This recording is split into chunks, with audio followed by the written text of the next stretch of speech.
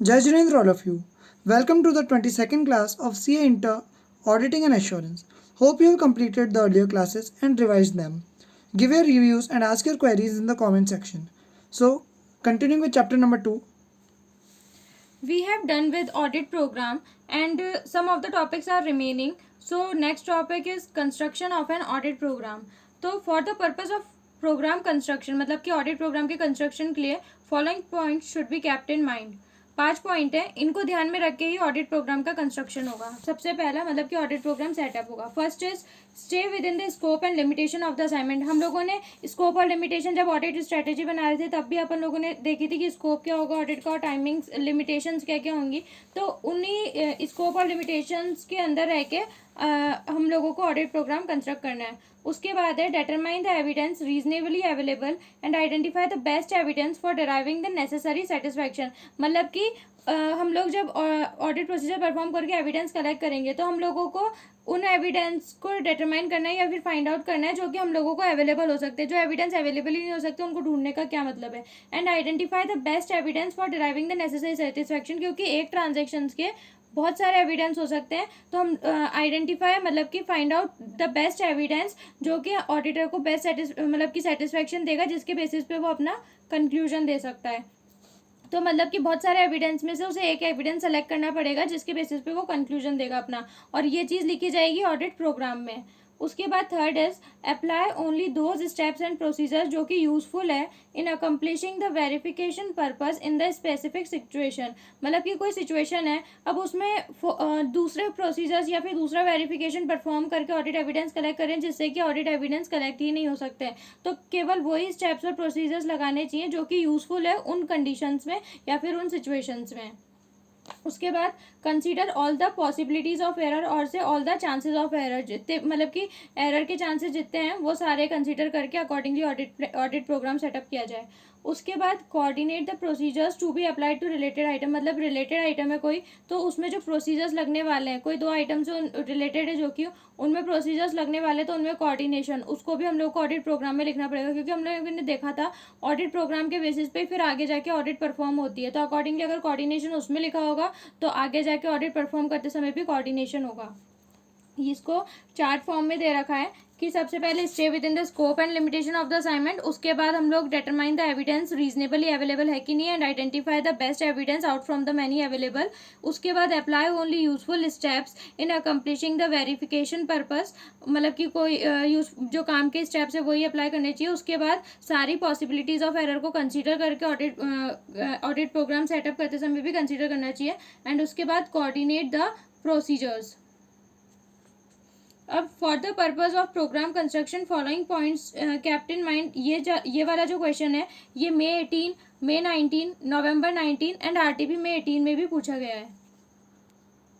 और क्वेश्चन ये पूछा गया था explain the significant points auditor would consider while developing an audit program. तो उसमें आपको ये 5 पॉइंट्स लिखने हैं. अब उसके बाद हम लोग आते हैं audit program designed to provide audit evidence. मतलब कि ऑडिट प्रोग्राम कैसे ऑडिट एविडेंस प्रोवाइड कर सकते हैं, ऑडिट एविडेंस कलेक्ट करने में मदद कर सकता है. तो सबसे पहले ऑडिट एविडेंस देखते हैं. ऑडिट एविडेंस कोई भी इंफॉर्मेशन जो कि ऑडिटर यूज करता है इन अराइविंग एट द कंक्लूजन या फिर से जिसके ऊपर ऑडिटर का ओपिनियन बेस होता है वो होते हैं ऑडिट एविडेंस. अब ऑडिट एविडेंस कहाँ मतलब कि इंक्लूड्स बोथ. मतलब कि क्या क्या इंक्लूड होता है उसमें इन्फॉर्मेशन जो कि अकाउंटिंग रिकॉर्ड्स मतलब कि बुक्स ऑफ अकाउंट्स वगैरह इनमें कवर है. साथ के साथ ही अदर इन्फॉर्मेशन मतलब कि कोई एक्सटर्नल पार्टी का कंफर्मेशन ये सब भी ऑडिट एविडेंस बनते हैं. अब ये जो क्वेश्चन है आपके RTP May 20 के अंदर पूछा जा चुका है कि evidence is the very basis for formulation of opinion. अगर हमारे को ओपिनियन देना है तो हमारे को एविडेंस की ज़रूरत पड़ेगी. And an audit program is designed to provide for that. और ऑडिट प्रोग्राम हम लोग इसलिए बनाते हैं ताकि हम लोग वो एविडेंस ले पाएँ by prescribing procedures and techniques. जब हम लोग उन प्रोसीजर्स और टेक्निक्स को दे देंगे उसके बाद हम लोग अपने एविडेंसेस लेंगे, उसके बेस पर अपना ओपिनियन देंगे. तो अब ये क्वेश्चन आया था, ये इंस्टीट्यूट ने ये लाइन दी थी और क्वेश्चन दिया था analyse and explain with the help of example in the evidence of evidence in respect of sales. तो आपको ये टॉपिक के RTP May 20 में भी पूछा जा चुका है. तो अब यहाँ पर जो एविडेंस है वो बेसिस है मतलब कि वो बेसिस है जिसके ऊपर ऑडिटर मतलब कि जिनके बेसिस पे ऑडिटर अपना ओपिनियन देगा. अब ये जो एविडेंस कलेक्ट करता है auditor by applying some procedures and techniques. क्योंकि उसके बिना तो ऑडिटर परफॉर्म ही नहीं करेगा प्रोसीजर्स तो वो ऑडिट एविडेंस कैसे कलेक्ट करेगा. अब ये जो प्रोसीजर्स और टेक्निक्स हैं जो उसने अप्लाई करनी है उसको वो अपने ऑडिट प्रोग्राम में लिखेगा कि उसको ये प्रोसीजर, ये टेक्निक अप्लाई करनी है ऑडिट के दौरान। अब यहाँ पर एक वर्ड यूज़ हुआ है असर्शन। असर्शंस क्या होते हैं? मैनेजमेंट के रिप्रेजेंटेशन होते हैं शॉर्ट फॉर्म में तो, लेकिन अगर इसको डिटेल में देखें तो ये क्या होता है? अकाउंट बैलेंसेस हो गए, डिस्क्लोजर्स हो गए, ट्रांजेक्शन्स हो गए, या फिर मैनेजमेंट ने कोई और इन्फॉर्मेशन दी, बिल्स वाउचर, ये चीज़ें दी, ये असर्शंस होते हैं। तो अब आगे क्या बोल रहा है ये पैराग्राफ में कि इन असर्शंस के लिए कि ये सही है कि नहीं है, कोई गड़बड़ तो नहीं है इन असर्शंस में, इसके लिए ऑडिटर ऑडिट एविडेंस कलेक्ट करेगा। तो पॉइंट क्या आता है कि कौन सा एविडेंस बेस्ट है determining the accuracy of the assertion, कि मतलब ये असर्शन एकदम करेक्ट है, इसके लिए ऑडिटर को क्या एविडेंस कलेक्ट करना चाहिए। तो ये जो चीज़ है ये ऑडिटर का नॉलेज और एक्सपीरियंस पे डिपेंड करेगी, मतलब कि ये रिजिड नहीं है कि यही एविडेंस चलेगा इस असर्शन के लिए कि ये सही है कि नहीं है। तो यहाँ पर यही लिखा हुआ है कि it's a matter of auditor knowledge and experience for testing the accuracy of any assertion, that which evidence is best for testing the accuracy of assertion. अब उसके बाद आता है कि ये जो ट्रांजेक्शन्स होते हैं, मतलब कि असर्शंस हैं, ये very in nature and size. कोई ट्रांजेक्शन बड़े अमाउंट का हो सकता है, बड़े साइज़ का नेचर कैसा हो सकता है, मतलब कि बहुत रिस्की भी हो सकता है, नॉर्मल सा ट्रांजेक्शन सेल का भी हो सकता है, रिलेटेड पार्टी ट्रांजेक्शन भी हो सकता है। तो क्या प्रोसीजर्स अप्लाई करने हैं ऑडिटर को? पहले तो ऑडिटर को पता होना चाहिए कि किस असर्शन के लिए, मतलब कि जैसे कि एग्जांपल किस ट्रांजेक्शन के लिए कौन सा एविडेंस अवेलेबल होगा, उसी अकॉर्डिंगली ऑडिटर अपने प्रोसीजर परफॉर्म करेगा। मतलब कि इस असर्शन के लिए अगर कोई वो वाला प्रोसीजर एप्लीकेबल ही नहीं है और ऑडिटर उसे अप्लाई करके उस असर्शन की एक्यूरेसी चेक कर रहा है, उसके लिए एविडेंस कलेक्ट कर रहा है, तो उसको पॉसिबल नहीं है कि उसके लिए एविडेंस मिलेगा। तो उसको ये डिसाइड करना है कि इस असर्शन के लिए वो कौन सा प्रोसीजर अप्लाई करेगा। तो इस पैराग्राफ में जो क्वेश्चन था, evidence is the very basis for the formulation of opinion and audit program जो है वो डिज़ाइन है to provide for that by prescribing the procedures and technique. तो इसका एक्सप्लेनेशन में ये चीज़ है कि उसको कैसे कैसे एविडेंस मिलेंगे, उसको एक्यूरेसी के लिए कैसे एविडेंस सेलेक्ट करने, बाय नॉलेज एंड एक्सपीरियंस के बेसिस पे उसको एविडेंस सेलेक्ट करने पड़ेंगे। प्राइमरी टास्क ऑडिटर का क्या होता है कि वो ऑडिट प्रोग्राम डेवलप करे, और ट्रांजेक्शन्स जो होते हैं जिसके लिए उसको एविडेंस कलेक्ट करने वो वेरी कर सकते हैं नेचर और साइज़ में, उनके इम्पैक्ट में। तो प्रोसीजर्स जो होने चाहिए वो वही सेलेक्ट करने चाहिए उसे जो कि उन ट्रांजेक्शन्स के एविडेंस कलेक्ट कर पाए। उसके बाद आते हैं हम लोग कि सेल, जैसे कि अभी इसमें एक एग्जांपल दे रखा है कि सेल्स के क्या एविडेंस हो सकते हैं, क्योंकि हम लोगों ने बोला हर एक ट्रांजैक्शन के अलग अलग प्रोसीजर्स होते हैं जिसके बेसिस पे उनके एविडेंस कलेक्ट करते हैं। तो सेल्स के क्या एविडेंस है? सबसे पहला invoice raised bye the client, मतलब कि नॉर्मल बिल, और उसके बाद है प्राइस लिस्ट की टेंडर निकलते हैं जैसे, तो उसमें प्राइस लिस्ट आती है ना इतनी सारी कि इस प्राइस पे इतना, तो वो प्राइस लिस्ट कि 10 क्वांटिटी है वो इतने प्राइस की, लेकिन 15 है तो वो इतने प्राइस की मिलेगी। Forwarding notes to the client, उसके बाद है इन्वेंट्री इशू रिकॉर्ड्स, मतलब कि इन्वेंट्री के रिकॉर्ड्स उसके बेसिस पे कि जितनी इन्वेंट्री इशू करी है, मतलब कि निकली है उतनी ही सेल हुई होगी, वरना इन्वेंट्री और कहाँ जाएगी। उसके बाद है sales manager advice to the inventory section, sales manager inventory को क्या ऑर्डर दे रहा है वो। Acknowledgement of the receipt of goods by the customer, customer ने रिसीव कर लिए गुड्स, उसका एक्नोलेजमेंट, तो रिसीव कर लिया इसका मतलब सेल हुई है तभी उसने रिसीव करें। उसके बाद collection of money against sale by the client, कितना मनी कलेक्ट हुआ है अगेंस्ट द सेल, तो उसके बेसिस पे डिफाइन हो जाएगा कि सेल उतनी हुई है। तो सेल्स के एविडेंसेस हैं, इनके बेसिस पे हम लोग देख सकते हैं कि सेल हुई है कि नहीं हुई है, ये एविडेंसेस का वर्क करेंगे। उसके बाद मोस्ट ऑफ द असर्शंस में एविडेंस जो होते हैं वो much of the evidence be drawn and each one should be considered and weighted to ascertain its weight, मतलब कि हर एक असर्शन के लिए एविडेंस ड्रॉ होता है, और उन बहुत सारे असर्शंस भी हो सकते हैं, जैसे सेल्स के लिए इतने सारे वो एविडेंसेस हैं। अब इन एविडेंसेस में से हम लोगों को सेलेक्ट करना पड़ेगा कि कौन सा बेस्ट एविडेंस है जो कि ऑडिटर को सबसे ज़्यादा सेटिस्फेक्शन देगा कि हाँ ये असर्शन जो है वो एकदम करेक्ट है, जिसके बेसिस पे वो ऑडिटर अपना ओपिनियन दे सके। तो उसको एक तरीके से सबसे सेटिस्फैक्ट्री एविडेंस फाइंड आउट करना पड़ेगा इतने सारे एविडेंसेस में से। तो in this process auditor would be in a position to identify the evidence that brings the highest satisfaction to the auditor about appropriateness or otherwise of the assertion। appropriateness और otherwise मतलब या तो assertion correct होगा या incorrect होगा, मतलब कि कुछ गड़बड़ होगी उसमें। उसके बाद जब ऑडिटर एविडेंस कलेक्ट करेगा तो कहाँ कहाँ से वो कलेक्ट कर सकता है या किस किस तरीके से वो एविडेंस कलेक्ट कर सकता है। डॉक्यूमेंट्री एग्जामिनेशन करके कर सकता है, फिजिकल एग्जामिनेशन खुद जाके, जैसे इन्वेंट्री के केस में वो फिजिकली जाके फिर एग्जामिन करेगा, उसके बाद वो एविडेंस कलेक्ट कर सकता है।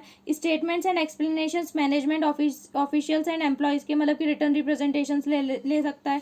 Statement and explanation third parties के एक्सटर्नल कन्फर्मेशन कर सकता है। अर्थमेटिकल कैलकुलेशन खुद कर सकता है, कैलकुलेशन रिकैलकुलेशन, जैसे कि state of internal controls and internal check, मतलब वो इंटरनल कंट्रोल्स को टेस्ट कर सकता है। इंटरनल चेक्स देख सकता है कि हो रहे हैं कि नहीं हो रहे। उसके बाद inter relationship of various accounting data, एक चीज़ को दूसरी चीज़ से रिलेशनशिप देख के उसके बेसिस पे देख सकता है कि हाँ ये रिलेशनशिप तो ऐसी है, सही हुआ है कि नहीं हुआ रिकॉर्ड, ये चीज़ें। उसके बाद सब्सिडरी एंड मेमोरेंडम रिकॉर्ड्स, मतलब कि यहाँ पर subsidiary records and memorandum records है इसका मतलब। तो सब्सिडरी रिकॉर्ड्स क्या होते हैं? It's a group of individual ledger accounts that have related transactions, मतलब कि यहाँ पर होता ही है कि जैसे एक होता है लेजर, तो जैसे कि अकाउंट रिसीवेबल्स हो गया। अब अकाउंट रिसीवेबल का एग्जांपल देते हैं, जैसे कि बहुत सारे रिसीवेबल्स के इंडिविजुअल अकाउंट्स हैं, उसमें राम श्याम मोहन, तो अब उनका एग्रीगेट में जो एक अकाउंट बनता है तो उसको नाम दे देंगे अकाउंट रिसीवेबल। तो एंट्री क्या हुई होगी? Account receivable to Ram Shyam, ये सब चीज़ें। तो एक लेजर क्रिएट हो गया, तो उसको क्या बोलते हैं? Subsidiary records. वो सब्सिडरी रिकॉर्ड्स कलेक्ट करता है group of individual ledger accounts को एक तरीके से वन सिंगल अकाउंट में, जैसे कि account payable, account receivable ledger होते हैं। और मेमोरेंडम रिकॉर्ड्स क्या होते हैं? इनको शॉर्ट फॉर्म में मेमोज भी बोलते हैं, मतलब मेमो रिकॉर्ड्स एक तरीके से फ्यूचर रेफरेंस के लिए रिकॉर्ड्स बनाए जाते हैं, वो चीज़ें। उसके बाद आता है मिनट्स, मतलब कि वो डायरेक्टर की मिनट्स बुक होती है, उसको उससे एविडेंस कलेक्ट कर सकता है। उसके बाद subsequent action by the client and others, मतलब कि अगर क्लाइंट और या फिर कि और थर्ड पार्टी ने कोई एक्शन लिया है, उसके बेसिस पे भी ऑडिटर एविडेंस कलेक्ट कर सकता है। अब यहाँ पर कुछ एग्जांपल दे रखे हैं कि एविडेंस किसके लिए कैसे कलेक्ट, मतलब कि किसके लिए कौन सा एविडेंस यूज़ हो सकता है या कैसे कलेक्ट कर सकते हैं, किस आइटम के लिए कौन सा एविडेंस। तो कैश के लिए एविडेंस कैसे कलेक्ट हो सकता है? काउंट करके, फिजिकली खुद काउंट कर ले। उसके बाद अगर इन्वेस्टमेंट्स प्लेज करें कि बैंक के पास, तो वहाँ पर बैंकर का सर्टिफिकेट ले रहे कि हाँ हमारे इन्वेस्टमेंट यहाँ प्लेज हो रहे हैं। उसके बाद एक आता है example for verifying assertion about book debts, client ledger, invoices, debit note, credit note, monthly account statement send to customer are evidences. ठीक है। अब उसके बाद ऑडिटर है some of these are corroborative. Corroborative मतलब होता है क्रॉस रेफरेंसिंग करने वाले, और बहुत सारे ऐसे होते हैं जो कॉम्प्लीमेंट्री हैं। फॉर एग्जांपल अपन ने क्लाइंट का स्टेटमेंट भी देख लिया और अपने पास उसके पूरे अकाउंट के ट्रांजैक्शंस भी हैं कि अपन ने इस तारीख को इस तारीख को इसको अपन ने सेल करा था, इस तारीख को अपन ने इससे बाय करा था। तो कॉरोबरेटिव का मतलब हो गया क्रॉस रेफरेंसिंग के लिए, और कॉम्प्लीमेंट्री का मतलब साथ देने के लिए भी हो सकते हैं वो अपने लिए। In addition balance confirmation procedure, कि हमने XYZ को इतनी सेल करी है, अपन ने उससे अपना बैलेंस पूछ लिया कि आपका इतना बकाया है, आपका हमारे से इतना लेना है, वो भी हम लोग कर सकते हैं। Is often resorted to obtain greater satisfaction about the reliability of the assertion. ये अपन लोग देखेंगे कि रिलायबिलिटी कैसे लग सकता है अपन लोग असर्शन की, कि मैनेजमेंट ने अपन को जो इन्फॉर्मेशन दी है वो सही भी है या नहीं है। ठीक है। अब उसके बाद यहाँ पर एक नॉर्मल सा पैरा दे रखा है, लेकिन इसमें जो इन्फॉर्मेशन है वो बहुत अच्छी है। सबसे पहले तो it is true that in all the cases one procedure में not bring the highest satisfaction. एक ही प्रोसीजर अप्लाई करके ऑडिटर सेटिस्फाइड नहीं हो सकता कि हाँ ये चीज़ एकदम सही है। And it may be dangerous for the auditor to ignore any evidence that is available, मतलब कि पर ये भी नहीं कर सकता वो कि फिर उस एविडेंस जो उसको मिला है उसको इग्नोर कर दे, मे बी वो काम का हो। तो by the word available, available का मतलब ये नहीं कि एविडेंस अवेलेबल है जो कि क्लाइंट के पास is the only evidence available. Auditor should know what normally should be available in the context of transaction having regard to the circumstances and uses। Auditor को पता होना चाहिए कि इस जो ट्रांजैक्शन है या फिर ये असर्शन के लिए क्या क्या एविडेंस अवेलेबल हो सकते, मतलब अवेलेबल का मतलब ये है कि क्या क्या एविडेंस अवेलेबल हो सकते हैं उस असर्शन के लिए। तो ऑडिटर एक तरीके से जो एविडेंस मिले हैं उसको इग्नोर भी नहीं कर सकता, लेकिन उस पर कंप्लीटली रिलाई भी नहीं कर सकता। उसको और भी मतलब कि देखने पड़ेंगे, वेरिफिकेशन प्रोसीजर परफॉर्म करने पड़ेंगे, उसके बाद वो एविडेंस कलेक्ट करेगा। अब जैसे क्लाइंट ने अपन लोगों को टैली बुक मेंटेन बनाकर दी कि अब ये मैंने अपना बैंक स्टेटमेंट चढ़ा रखा है। अब अपन लोग डायरेक्टली उस बैंक स्टेटमेंट पे बिलीव करने की जगह हम लोग क्लाइंट से या तो बैंक का पासबुक मांग सकते हैं जो कि बैंक से दी हो, या फिर हम लोग खुद बैंक में जाके उसकी पासबुक ला सकते हैं, स्टेटमेंट ला सकते हैं एज एन ऑडिटर, और फिर हम लोग उसको चेक कर सकते हैं। अब उसके बाद आता है डेवलपिंग एन ऑडिट प्लान। अभी हम लोगों ऑडिट प्रोग्राम अभी हम लोगों ने ऊपर देखा था कि ऑडिट प्रोग्राम कंस्ट्रक्ट करते समय क्या क्या चीज़ें ध्यान में रखनी चाहिए, और अब हम लोग ऑडिट प्रोग्राम डेवलप करेंगे, मतलब कंस्ट्रक्ट करेंगे। तो सबसे पहले होता है written audit program. Audit program जो होना चाहिए वो रिटर्न में होना चाहिए, जिसमें कि क्या होने चाहिए, प्रोसीजर्स होने चाहिए that need to be implemented, that are needed to implement the audit plan. उसके बाद है कि audit objective and instructions to assistant, मतलब कि उस प्रोग्राम में क्या लिखा होना चाहिए, इंस्ट्रक्शंस लिखे होने चाहिए, और साथ के साथ ही ऑडिट ऑब्जेक्टिव लिखा होना चाहिए कि ऑडिटर का ऑब्जेक्टिव अल्टीमेटली क्या है ऑडिट परफॉर्म करने का। उसके बाद इंस्ट्रक्शंस में इंस्ट्रक्शंस क्यों लिखे होने चाहिए, ताकि वो सब मतलब कि एक तरीके से इंस्ट्रक्शंस असिस्टेंट्स के लिए, मतलब कि इंगेजमेंट टीम के लिए जो कि इन्वॉल्व है ऑडिट में, और ये एक तरीके से means to control the proper execution of the work, क्योंकि इंस्ट्रक्शंस को ही फिर वो असिस्टेंट्स फॉलो करेंगे। उसके बाद रिलायंस ऑन इंटरनल कंट्रोल। तो जब ऑडिट प्रोग्राम प्रिपेयर कर रहे होंगे तो ऑडिटर को अंडरस्टैंडिंग लेनी होती है अकाउंटिंग सिस्टम और रिलेटेड इंटरनल कंट्रोल्स की, जिस पे उसको रिलाई करना है for determining the nature, timing and extent of required auditing procedures, क्योंकि जब वो इंटरनल कंट्रोल्स पे रिलाई करना है नहीं करना ये डिसाइड करेगा, उसके बाद ही उसके nature, timing and extent of further audit procedures decide होंगे। तो ऑडिटर कंक्लूड भी कर सकता है कि वो रिलाई करेगा इंटरनल कंट्रोल्स पे अगर वो इफेक्टिव और एफिशिएंट होंगे, पर ऑडिटर डिसाइड कर सकता है कि वो रिलाई नहीं करेगा इंटरनल कंट्रोल्स पे अगर कोई और तरीके हैं जिससे कि वो sufficient appropriate audit evidence obtain कर सकता है, तो फिर डिसाइड भी कर सकता है वो कि वो उन इंटरनल कंट्रोल्स पे रिलाई नहीं करेगा। तो auditor should also consider timing of the procedures, मतलब इंटरनल कंट्रोल्स के साथ साथ उसे किस किस चीज़ों पे और कंसीडर करना चाहिए, टाइमिंग ऑफ द प्रोसीजर जो उसे परफॉर्म करने हैं, coordination of any assistance expected from the client, मतलब क्लाइंट मतलब यहाँ पर एंटिटी और ऑर्गेनाइजेशन जिसकी ऑडिटर ऑडिट कर रहा है, अगर वो उसे कोई असिस्टेंस देनी चाहिए, देने वाली है, तो उसके असिस्टेंट्स के साथ उसके प्रोसीजर्स का coordination.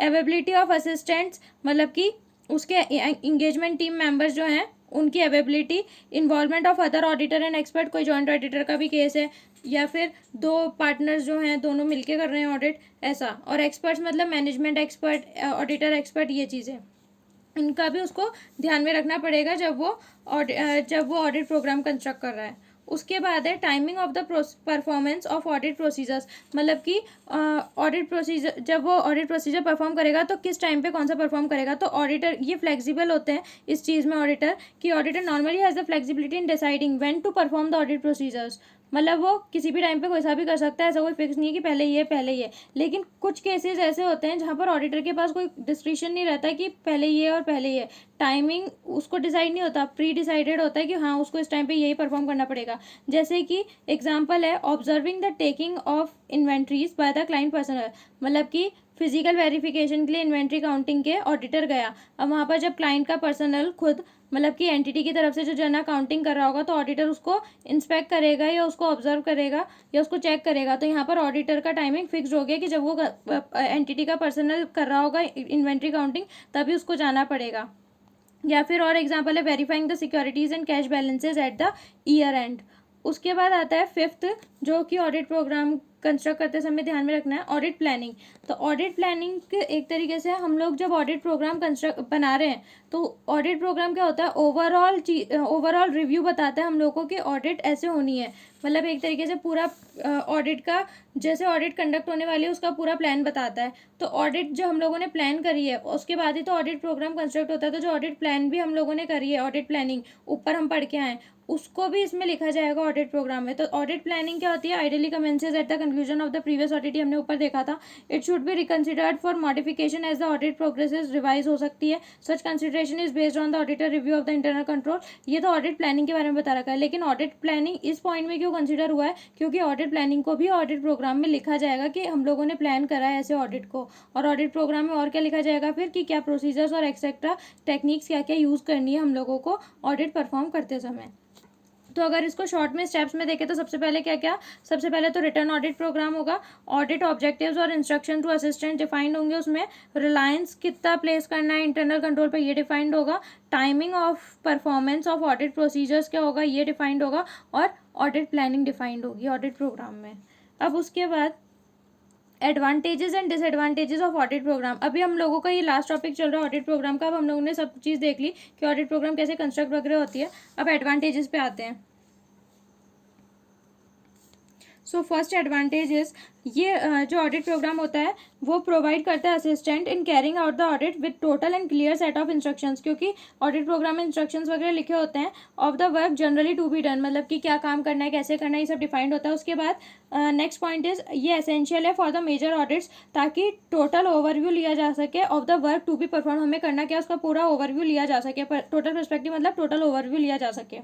Third is selection of assistants for the job on the basis of capability, क्योंकि हम लोगों ने जब ऑडिट प्रोग्राम में ऑडिट प्लानिंग और सब कुछ लिखा है कि क्या क्या एरियाज है, कैसे कवर होंगे, और प्लान डिफाइंड और सेग्रीगेटेड है, तो अकॉर्डिंगली हम लोगों को कौन सी कैटेगरी के पर्सनल चाहिए, कौन सी कैटेगरी मतलब उनके पास कौन सी कंपिटेंसी कैपेबिलिटी होनी चाहिए, वही वाले पर्सनल चाहिए, वो भी हम लोग आसानी से कर सकते हैं। तो selection of assistant for the job on the basis of capability become easier. उसके बाद आता है अगर हम लोगों के पास रिटर्न और प्री डिटरमाइंड प्रोग्राम नहीं होगा, अज्यूम करते नहीं होगा, तो हम लोग जो काम करेंगे वो हम लोगों को दिमाग में पहले प्लान करना होगा कि हमें ऐसे ऐसे करना है, फिर करेंगे। तो उस केस में क्या होगा, there is always a danger of ignoring और overlooking certain books and records, मतलब कि हम लोग कुछ छोड़ भी सकते हैं, कुछ इग्नोर भी कर सकते हैं। तो अगर प्रॉपरली ट्रेन प्रोग्राम होगा तो डेंजर सिग्निफिकेंटली कम हो जाएगा और ऑडिट जो होगी वो ऑटोमेटिकली सिस्टमेटिकली परफॉर्म होगी। उसके बाद जो असिस्टेंट्स हैं वो प्रोग्राम पे सिग्नेचर भी करेंगे, जैसे जैसे वो काम करते जाएंगे साइन भी करते जाएंगे, तो वो अपनी रिस्पॉन्सिबिलिटी भी एक्सेप्ट कर रहे हैं for the work carried out by them individually, and if necessary work done may be track back to the assistant, और अगर वो नहीं भी कर रहे हैं या फिर उन्होंने गलत कर दिया तो अकॉर्डिंगली हम लोग काम को ट्रैक कर सकते हैं। उसके बाद है कि प्रिंसिपल जो होगा वो मतलब कि ऑडिट की जो प्रोग्रेस है उसको ट्रैक कर सकता है, and examination of audit program initiated by the assistants deputed to the jobs for completion work.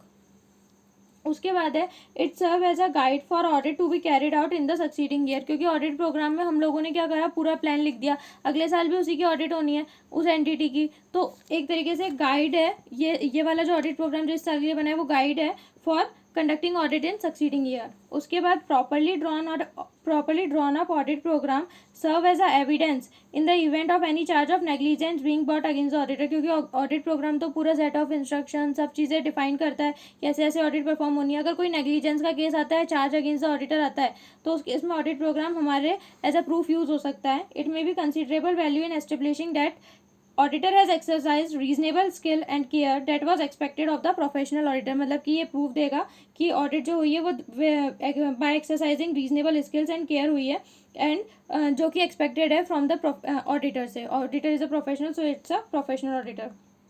उसके बाद डिसएडवांटेजेस क्या हैं ऑडिट प्रोग्राम के, मतलब कि ये डिसएडवांटेजेस जो हैं वो मोस्टली असिस्टेंट से रिलेटेड ही हैं।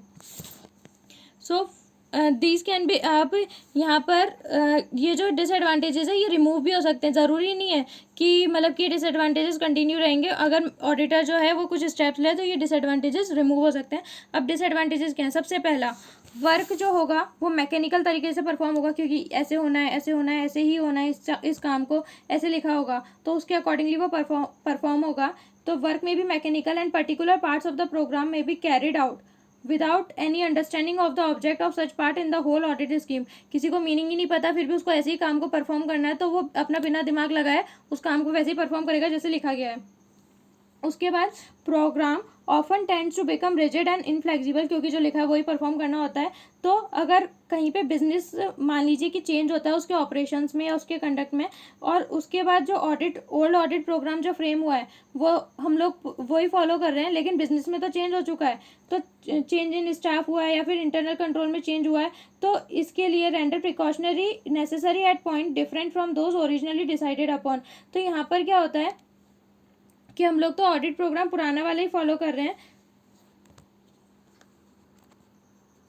और अगर एंटिटी में कुछ चेंज हुआ है तो उस केस में हमारा ऑडिट प्रोग्राम जो होगा वो ऑब्सोलीट हो जाएगा, मतलब कि यूजलेस। तो अगर हम लोग उसे चेंज नहीं करेंगे तो एक तरीके से ऑडिटर के लिए डिसएडवांटेजेस है। उसके बाद inefficient assistants may take shelter behind the program, क्योंकि अगर उनकी कोई गलती भी होगी तो वो बोलेंगे कि ऑडिट प्रोग्राम में लिखा है इसलिए हमने ये फॉलो करा। That is defend deficiencies in their work मतलब assistants work on the ground that no instruction in the matter is contain therein. तो उन्होंने अपनी मर्जी से काम कर दिया और गलत भी कर दिया, तो भी वो लोग ऑडिट प्रोग्राम के मतलब कि ऑडिट प्रोग्राम का यूज़ करके बच जाएंगे। उसके बाद hard and fast audit program में kill the initiative of efficient and enterprising assistants, मतलब वो अपना दिमाग तो कहीं लगा ही नहीं पाएंगे, क्योंकि उनको तो जो लिखा है hard and fast audit program मतलब कि जैसा लिखा है वैसा ही उन्हें परफॉर्म करना है, रिजिड होता ही है ये। तो अब ये सारे तो डिसएडवांटेजेस हुए। अब इन डिसएडवांटेजेस को एलिमिनेट कर सकता है ऑडिटर।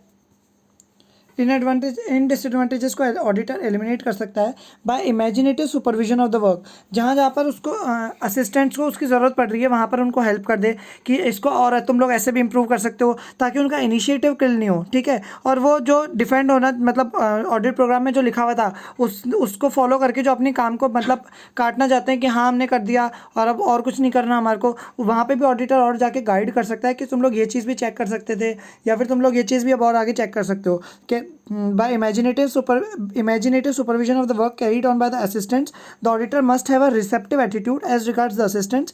उनको हेल्पिंग एटीट्यूड होना चाहिए ताकि अगर वहाँ पे उनको कोई दिक्कत आए तो वो उनको हेल्प कर सके auditor. Assistants should be encouraged to observe matters objectively. Assistants को ऑडिटर को एनकरेज करना चाहिए कि तुम खुद भी एक बार इसकी ऑडिट करके देखो, तुम खुद अपना दिमाग लगा के देखो कि तुम लोग कहाँ कहाँ पर इसको और इम्प्रूव कर सकते हो, ठीक है, ऑब्जेक्टिवली, ठीक है। And brings significant matters to the notice of supervisor और प्रिंसिपल। और फिर जहाँ पर भी वो लोग उनको कुछ सिग्निफिकेंट मैटर लगता है असिस्टेंट्स को, तो वो या तो सुपरवाइजर को या फिर प्रिंसिपल ऑडिटर को ही वो रिपोर्ट करें कि यहाँ पर इनके हमें कुछ गलती आ रही है या फिर ये हमने कुछ पॉइंट नोट करा है, आप इसको देखिए ऑडिटर सर, ठीक है। If you have any doubt or query in any topic, or if you want to give any suggestion regarding the video, then you can post them in the comment box and we will try to solve your queries. Hope you are liking these